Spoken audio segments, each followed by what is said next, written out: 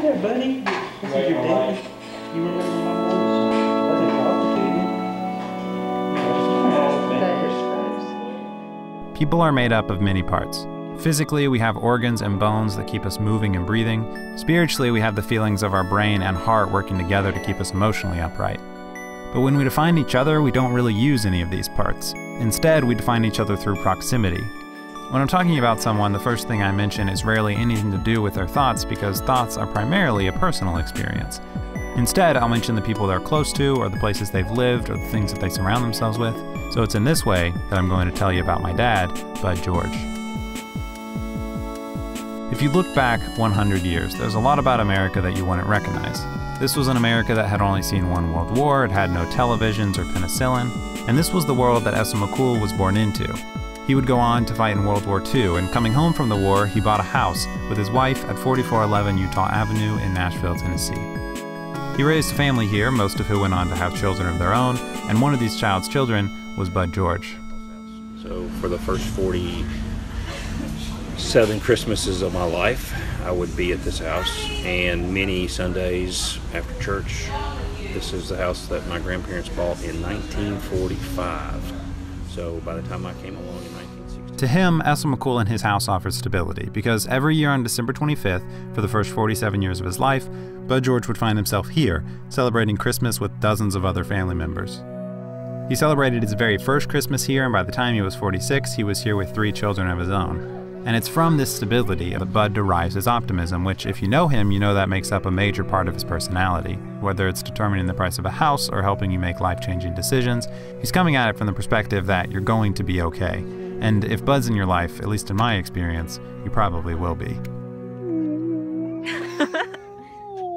But eventually that house went away. Asa McCool got older and weaker. He moved into a nursing home and then passed away in the summer of 2016. The house at 4411 Utah Avenue was sold and eventually demolished.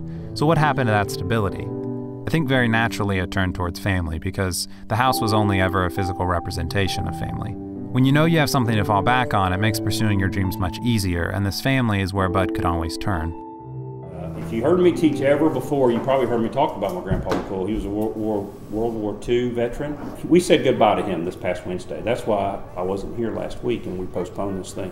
And my uncle got up and he talked about him, eulogized him for about 15 minutes, and he talked about legacy. A grandson will think about legacy after he's buried his grandfather who left a legacy. They're not going to put on the rock in the cemetery that he was a damn good realtor. I hope not. I hope when people think of me, they may say, well, man, he was a good businessman. He was smart, and he was caring, and he was honest, and all that stuff. But child of God, husband, father, contributor to the world are much more important things, right? So Bud George comes in many parts. He's a husband, a dad, a mentor, and a real estate agent. He comes from a family built on strong relationships, and so every chance he gets, he forms new, meaningful relationships. Whether you're meeting with him to sell a house or because you need someone to talk to, every relationship to him is worth caring about. No matter how small your interaction, he's going to do everything he can to make sure he has a positive impact on your life.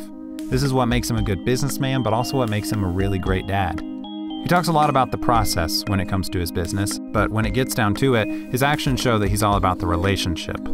I love my dad very much, and whether you've known my dad for decades or you've yet to meet him, I hope that these stories diversified your perspective and let you see the Bud that I've gotten to know over the course of my life.